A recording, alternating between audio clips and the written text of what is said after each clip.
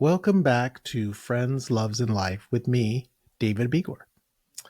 I hope you all had a really great weekend. I had a really great weekend. This was the No Kings protest weekend, which was amazing. And let me tell you, being surrounded by that kind of energy and that collective of defiance and hope, man, that gave me a burst of energy, and I love it. And I was so happy to hear that there were millions upon millions of people out protesting this administration. Even Taco's parade was a joke, right? Yeah, it was a joke. It was also Father's Day weekend, and our grandsons they're both 6 and 4. They left us cute voice messages, which was really great to wake up to that morning. And and our 20-year-old son, sauntered out of his room around noon, gave us a hug, and said Happy Father's Day, and sauntered back into his room to go back to bed. So it was actually a pretty good weekend. And it was great. So in this episode, I sit down with my friend Ed Moreno. Ed's life has been anything but ordinary. And we talk about all of it, from us meeting at Gold's Gym with a little flirtatious spark, and that grew into a really great friendship. We talk about him being diagnosed with HIV at a young age and how that impacted his decisions and life moving forward. But it doesn't just end with Ed. We talk a little bit about his parents, because after he came out and shared his HIV status with his parents, Alicia and Eduardo Moreno stepped up, not just as supportive parents, but as fierce advocates. They were founding members of the Santa Fe PFLAG chapter, and they became a lifeline for others. Their home phone number was actually the lifeline that people would call. Their story is really cool, and it's captured beautifully in a piece by Margaret Onara in the Santa Fe, New Mexico. I'm going to include a link in the show notes if you'd like to go and read that, because it's a really great read. So this conversation with Ed is a reminder of how people who love us shape the lives we get to live, and how sometimes we end up being that love for others. This is my conversation with Ed.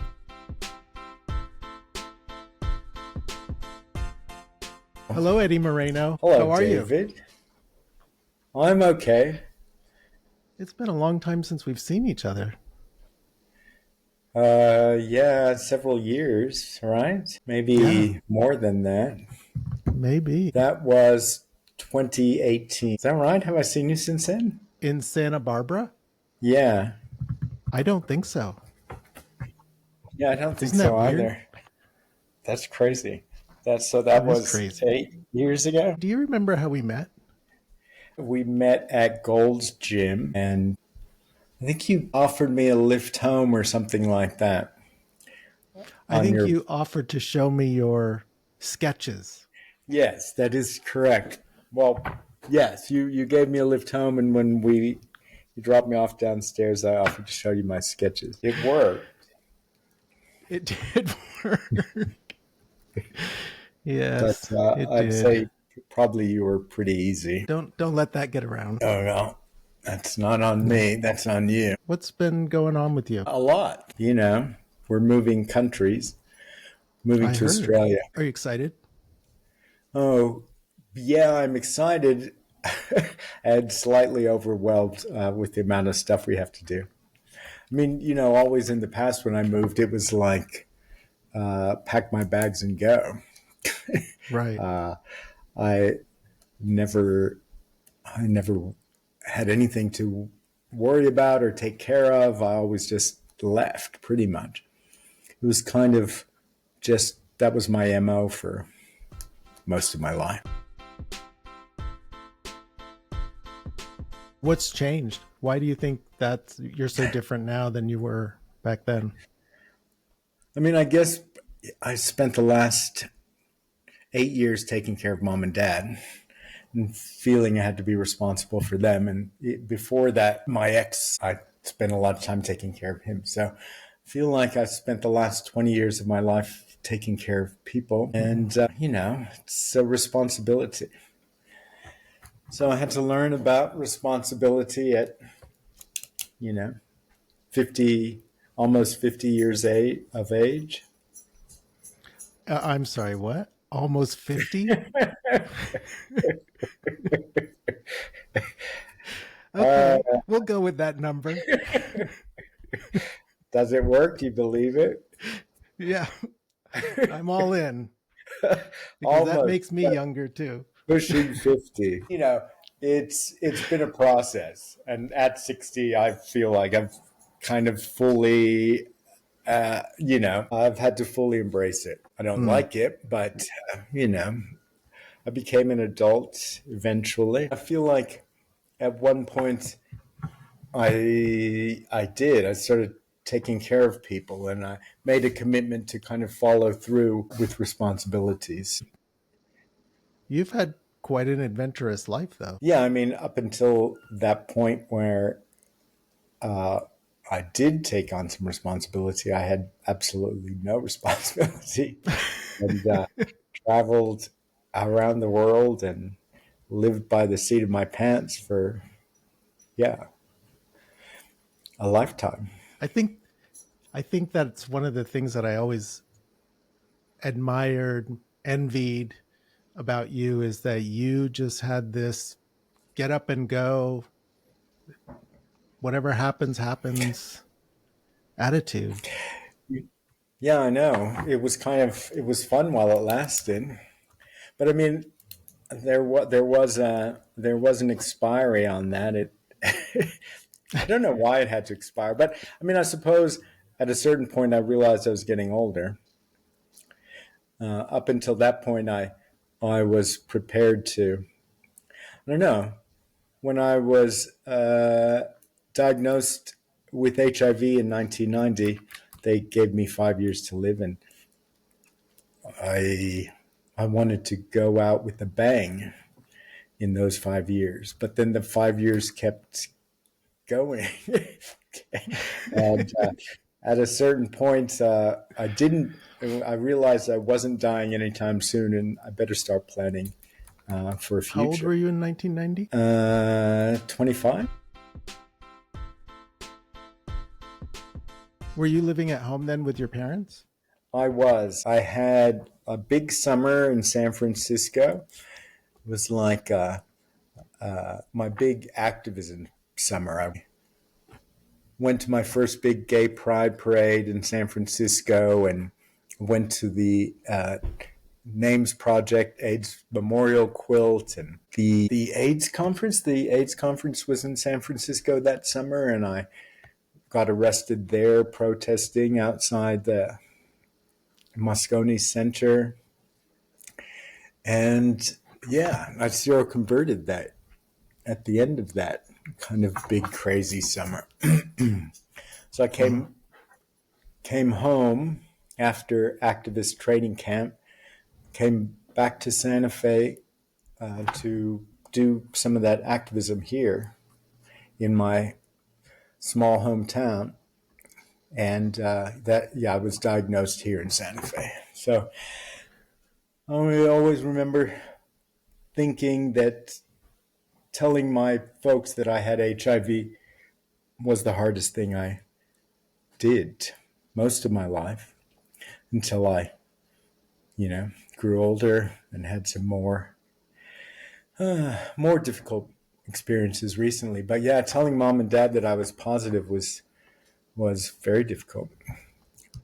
What was their reaction? Well, mom kind of collapsed and dad held her up, and they were their initial reaction was sadness, but their ongoing reaction was a reaction of support and resilience and activism. They ended up being, I mean, I was an activist in my lifetime, but they actually were much more committed, active activists than I was for a lifetime.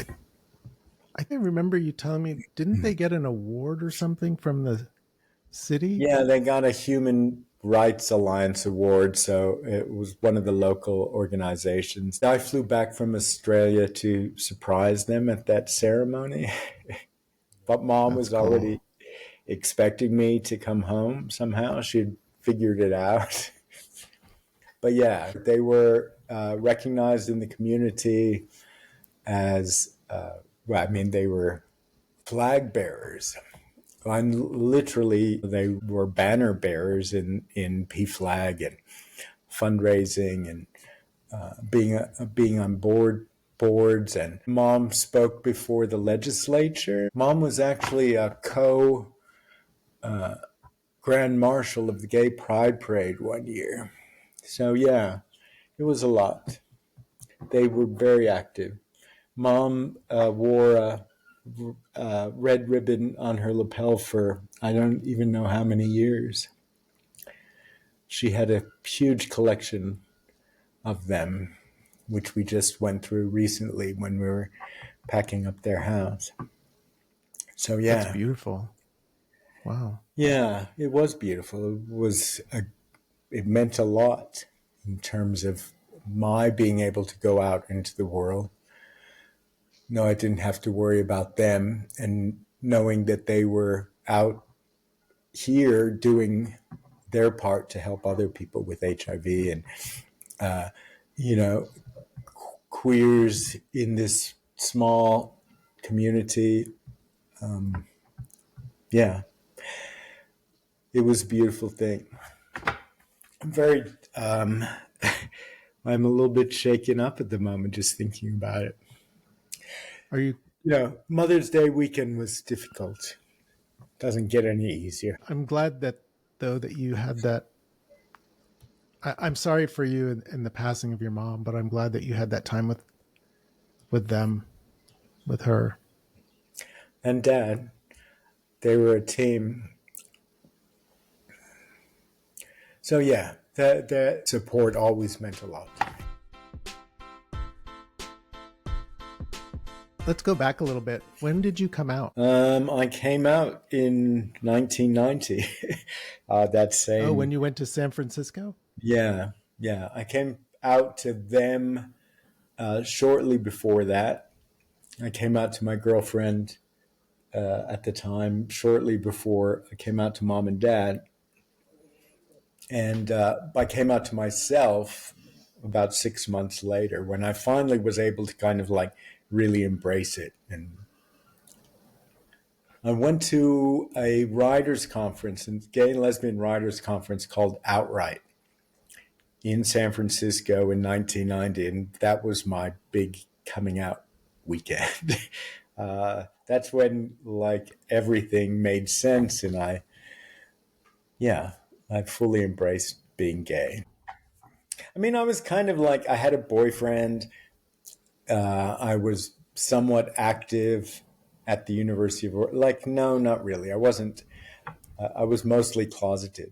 And the way my friends found out that I was gay was my boyfriend did an interview for the school newspaper at the University of Oregon. Have I told you this? No. He like outed me in the school newspaper. And that's how my friends found out that I was gay, was through this article for Pride Week in it was called the Daily Emerald, I think, the U of O, University of Oregon newspaper. It's so funny because when I met you, you were out. I mean, you were like, you were full on out. And I guess I didn't imagine you being in. Yeah, I mean, I was a young kid from New Mexico who'd moved to Oregon. And yeah, I was kind of just like a little small town boy. But when I met you, that was 10 years later. Yeah. I'd already, Yeah, the late 90s, right? yeah, I'd been to London, Miami, London, Sydney, right? Correct. Yeah. And around Yeah, the world. you had Yeah. lived in Sydney for a I'd while, lived right? in For a Sydney. few Yeah. years. So I'd been globetrotting before I met you. So yeah, in 1990, that big summer of me coming out, yeah, it was a huge revelation. I owe it all to the Outright Conference, because I was able to see, a bunch of kind of queers, gay men and lesbians who I didn't even kind of know existed. And that was shocking. I met the poet Allen Ginsberg and shook his hand. And at the end of that weekend, I went to Club Uranus. Do you remember Club Uranus? Oh my God, I love Club Uranus. Yeah, at the end up, Yeah. a classic venue. And the moment I walked into that space, I was like blown away. I'd never seen so many kind of like punk queer boys with mohawks and tattoos, and Yeah, their jackets. both of those both of those clubs were really great club. End Up and Uranus. They were Well, no, not Club Uranus. Uranus I'm was thinking at of Club End Up. Universe. I was Oh, thinking of right. Club Universe. Yeah, no, Club Uranus was this like club in the 90s, at the End Up. And Michael Blue and Lewis Walden were the DJs and the promoters. And it was queer, extremely queer. I'd never seen people that looked like that. Like I said, there were tattoos, mohawks, denim and leather, but like, punk leather, punk denim. And, Jerome, this drag superstar from the early 90s. Hmm. Yeah, there were artists and wild, crazy queers, and I loved it. And I'd never seen anything like it. So my experience as a little farm boy, were all thrown out. Every expectation I had about what it meant to be gay was gone, and so I embraced a kind of a new gay me. And that happened in April. So it was like April 1st, April Fool's Day. I was my big coming out, and I moved back to San Francisco later that same year to have my gay activist experience. And In 1990. yes, 1990. And so, Wow. yeah, that was the start of it. I kicked the doors open, and I met you 10 years after that. So you can only imagine what had gone on between. Well, you kind of tore those doors right off.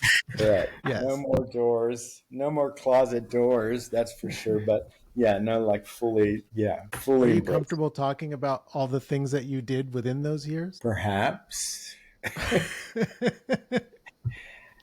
No, I mean it was a lot, and I suppose, my cousin was here the other day, and his response to, because he was more or less the same age as I was when he seroconverted. We're the same age, and we both seroconverted young. Both found out we had HIV at a young age, and his response was to do all the work that he wanted to do in a lifetime in that short period of time that he had to live. And my response was to let it all hang out.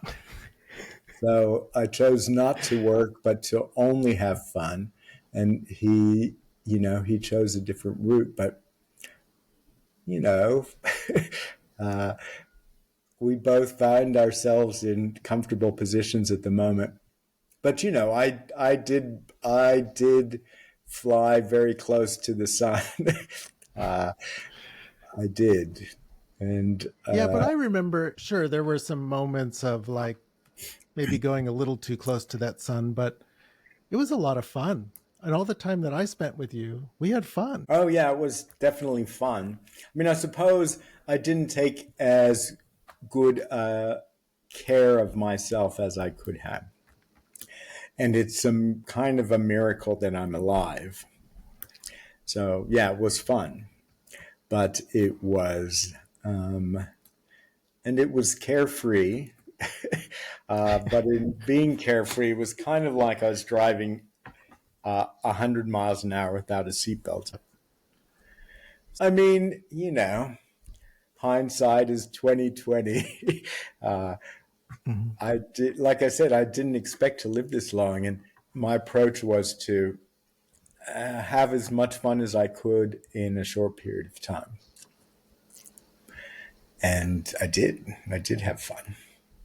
So no, I wouldn't change anything. The No. moments that I spent with you, the time, I mean, we probably spent maybe a couple of years hanging out together. Where we, yeah, and we took more than one trip together, didn't we? Yeah, we went one trip to Paris, Right. and then, Paris or was and that the same London. trip? Because we went to Paris, London, Amsterdam and Amsterdam. London. Yeah, Paris, London, Amsterdam.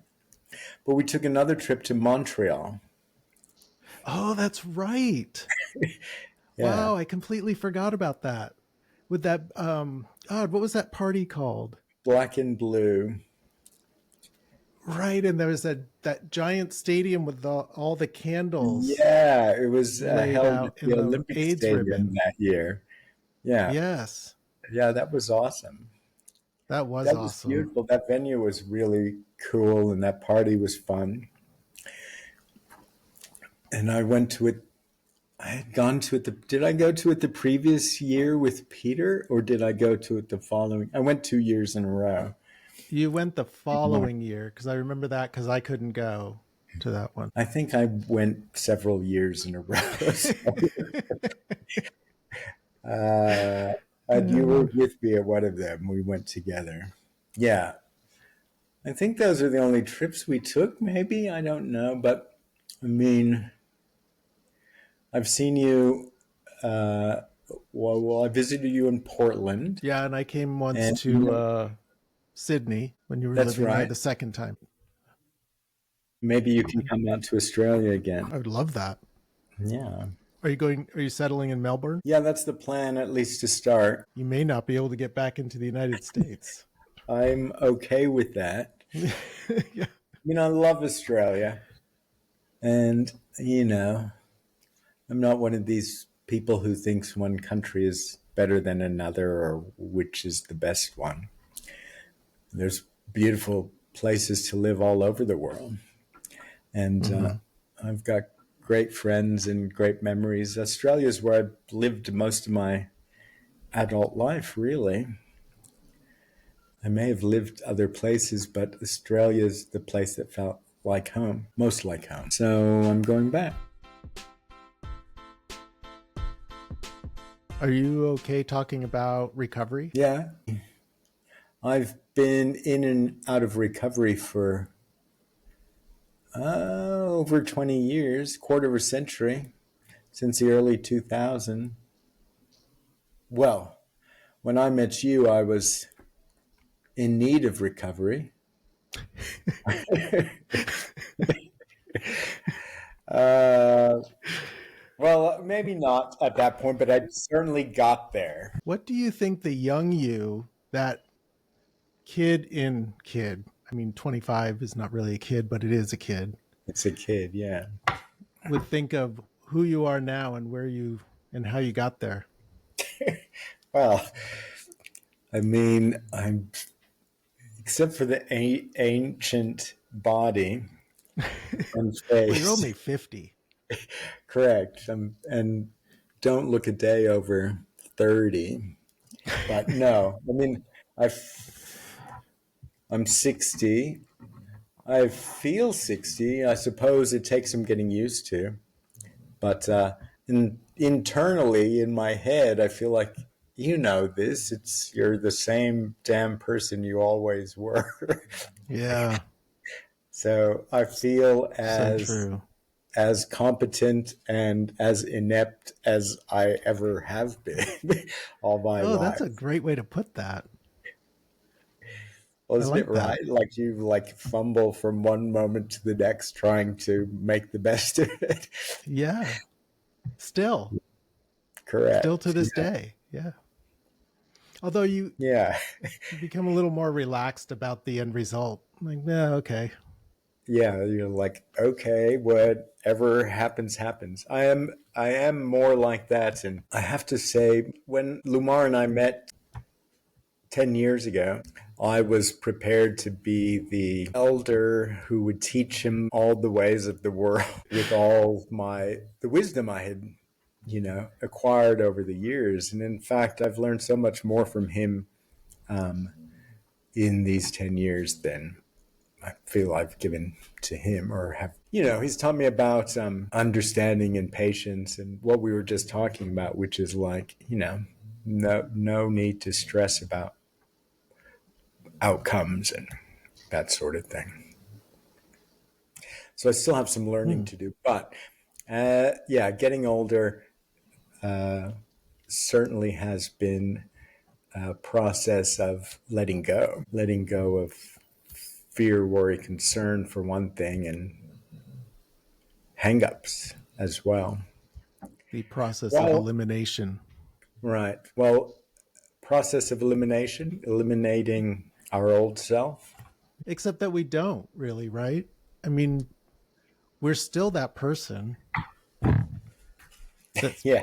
I mean, that person made us who we are. Yeah. I mean, there's nothing I can tell the old me from all those years ago that's going to change anything. Like, there's nothing I could have told me back in the day. If you could go back to that person before he went to San Francisco and said, don't do this, this is what's going to happen, what do you think you would say? I probably wouldn't have had time for that conversation. I would have been off to the next thing. Yeah, I was busy having fun.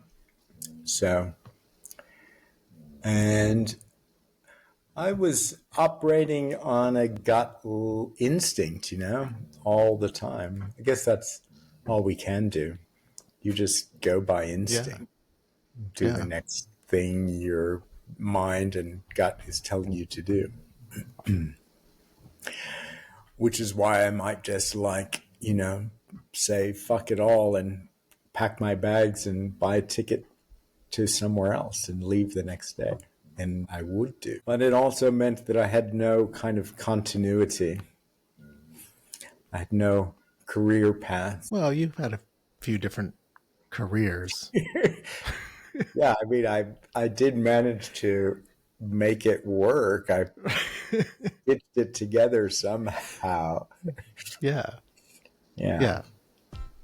yeah, This feels to me, as long as I've known you, as the most stable relationship. And also, from what you've said, the most mutually loving and respectful. yeah. I pinch myself every day. I can't believe that I am in this situation because yeah, it's like it's the love you always looked for and never found, but I found it. And yes, love and respect in all the ways. It's very beautiful and comforting. How did you guys meet? We met on Scruff. We met for a hookup, and I swear to God, I fell in love immediately. It was like lust based, but it was genuine, and I remember saying to myself at that first meeting, if I could have this for the rest of my life, I'd be happy. And Oh, yeah, it ended up being more than that, and it has made me happy. Yeah. I wonder how often that happens with gay relationships, gay friendships, because sometimes our friendships are so deep and there's such a connection, whether it's just emotionally or sexually. I think it's because all of us are in a way looking for love, right? When we get that connection emotionally, we misinterpret it as more than what it actually really is, or we want to turn it into something more. Yeah, or it's like the it's surpasses something more than emotionally. Like it feels like it needs to be everything, and and because we're gay men and we turn everything to sex, then that means it needs to be physical and sexual. So emotional, because an emotional connection becomes everything, I think. Yes. So it needs to be everything. And because sex like suffuses everything as a young gay man, you can you can only think of the most sublime connections as being sexual ones or involving sex. Does that Mm, sound like? yeah, that makes a lot of sense. As you get older, the sex becomes less important, I think, in terms of prioritizing it in the way that it was earlier, at least in my case, because for about 40 years it Mm, was the number one priority. yeah. It used to be for me going to the gym, there was always this underlying like sexual, hope you hook up, meet somebody at the gym, blah, blah, blah, blah, blah. And now when I go to the gym, it doesn't even, it's my mind. It's just, I just like going to the gym and talking Right. with my friends. And I don't get wrapped up in that feeling of sexual energy. Well, I mean, there was a period of time, right, where every every encounter among other human beings was sexual, right? Like you Right. walking down the street was a sexual experience. um, Going into any place where there's another human being was a sexual experience, because that's how I viewed the world, was like in terms of sexual conquest, or sexual exchange, sexual Mm-hmm. transaction. And that was fun, but it's also draining. Like it's a full-time job being a sexual being in the world. Do you think that it was more intense that way because there was also this underlying current of we won't be able to have marriage, families, so we focused more on what we could have or what we could get? Yeah, it was priority number one Yeah. for a very long time, and everything else was in support of that, to that end, which is crazy. Because I mean, but it is, that's how we end up, like you said, that's how we end up forming friendships.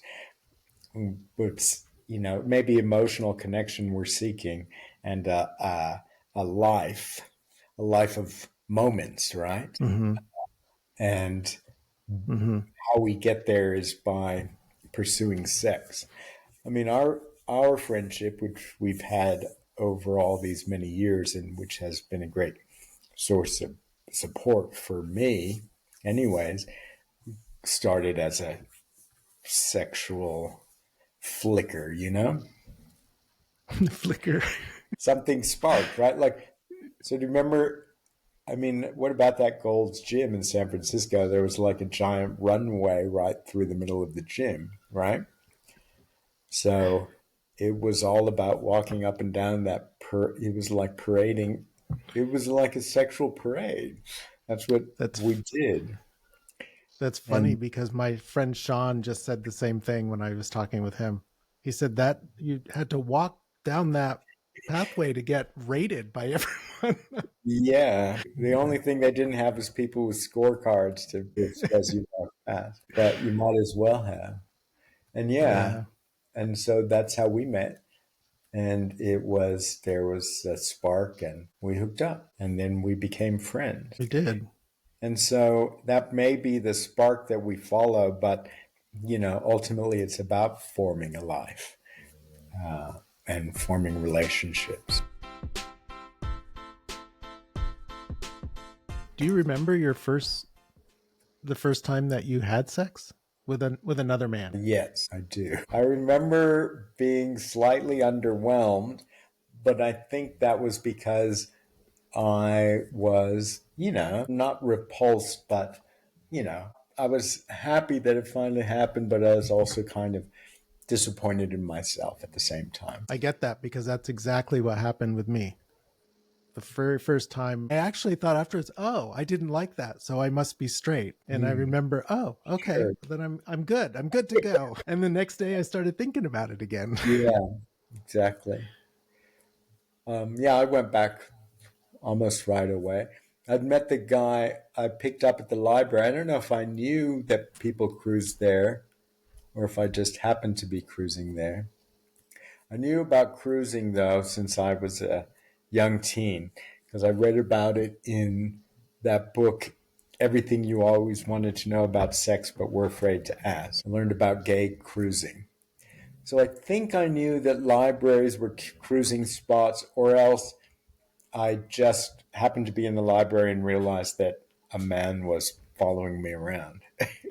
Well, some guy about the same age as me. So I ended up going home with him and yeah, had that experience, which, like you said, was like, ooh, I don't know if I like that. Or I'm definitely straight. And then the next day you're like, oh, maybe we'll try it again. I'll give it one more try. And the second time, what was your experience the second time? I used to walk around because I grew up in Vegas. I used to walk around the hotel lobbies hoping to meet someone. And Mm, the second time was with this guy who I ended up going back to his room, and I laid down I still had all my clothes on. I just laid on the bed. He reached over and touched my dick, and I came. yeah. And then I freaked out and I immediately got up and left the room. And I said, I can't, I got to get out of here. Mm. And I don't remember third time and all that. It must have just kept happening.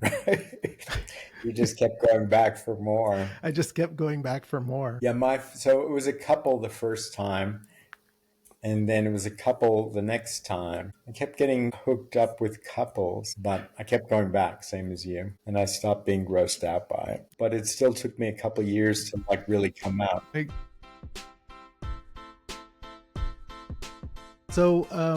So what's bringing you joy today, now, as a 60-year-old? Are you still writing? No, I've really have not been writing for a while. I mean, nursing my parents took so much out of me, and I feel like I'm on the verge of a brand new life, but it's so complicated. Like moving country and moving all that stuff has been a lot. So I guess I do get joy out of making this move happen, changing my life, going back to Australia, pursuing uh, my work over there, which I've discovered working in pharmacy. That all does bring me joy. The part that freaks me out is, like what my body feels like most of the time, how I'm limited in certain ways by my body. And this Mm. is, so yes, I do get a great amount of joy in my life, which would be even more so if I wasn't falling apart. But no, I do enjoy my work. I enjoy my relationship. I enjoy the excitement of, something completely brand new ahead. Are you watching any good sci-fi stuff lately? Um, no, but am really looking forward to Strange New Worlds season 3, which is taking a very long time to come out. Yes, I've been it is. watching these like I've been watching like the interpersonal dramas, not sci-fi so much, because I can't think of anything that's really grabbed me. Have you? Andor on Disney is really good. Oh yeah, I might check that one out. And I just finished rewatching all of Stargate Universe. I'm not a Stargate fan. I don't really like the Mhm. Stargate shows, but this Right. one was really good. Stargate Universe, When was that one done? mid or early 2000s. Yeah, no, I don't remember. No, I don't remember it. Yeah, I never watched it. I don't think I watched any of the Stargate. What did I watch that I liked? Oh, it was on Apple TV. The one, oh, Silo. Did you watch Oh, that? Silo. I love Yeah, Silo. yeah, that's great. That's really good. Lamar and I actually applied for The Amazing Race, and I think we would be great in that. I would love that. That would be fun. But like, Isn't I thought Amazing Race was like only one person. Would you be competing against each other then? no. Yeah, it's their teams. It's teams. Oh, So yeah, I would love to do that. And we applied, but now we're just going to do our own Amazing Race all by ourselves. But I'm always like I watch those shows like Big Brother and Survivor, where it's like alliances and scheming, and I'm like, oh God, I would be so bad at that. I'd be the worst. I'd probably be one of those people who had a breakdown on the show in front of everybody. I don't believe that one bit.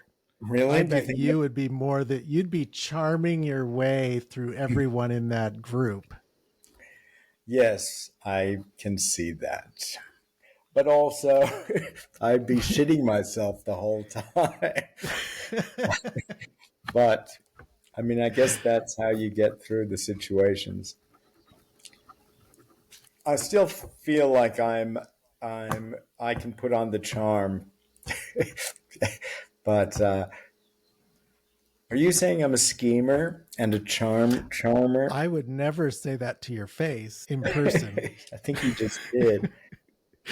No. Yeah, no, it's the scheming part that kind of, I don't know. But maybe I actually probably am more evil than I let myself admit. I do what it Evil. takes to get by. You do what it Don't tell takes. me. You do Yeah, what it takes to win. whatever it takes, correct. So thank you, Eddie, for sitting with me for this time. Thank you, David, for inviting me.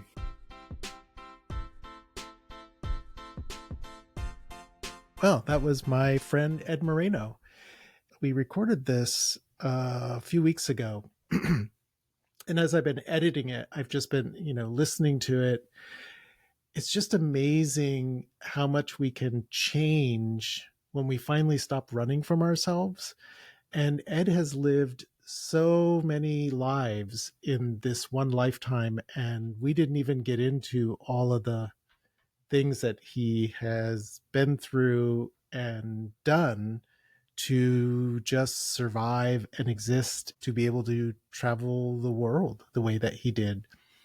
And ultimately, in the end, he found love with Lamar. And I can tell you, as knowing him, how different he is. And you can feel it when he talks about him. And it's the kind of relationship that helps you become even more yourself, right? Like he is even more relaxed and settled in who he is, which is really beautiful to see.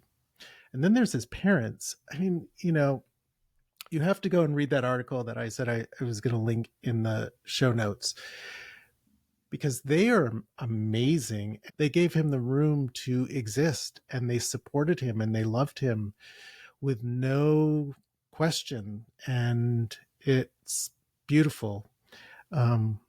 Really, really amazing. And then they took that energy and they put it out into the community for other people. I think that's really, really awesome. If this conversation meant something to you, I hope you'll take a moment and share it with someone, maybe someone who needs a little reminder that love evolves, and that healing is possible, and that our past does not define our worth. It just gives us texture. Thank you for listening. If you enjoyed this episode, please rate and review Friends, Loves, and Life on Apple Podcasts or Spotify. You can find me on Substack or Blue Sky at David Begor, or send me a voice memo or email to davidbegor@aol.com. Until next time, be bold, be free, be you. I'm David Begor, and this has been Friends, Loves, and Life.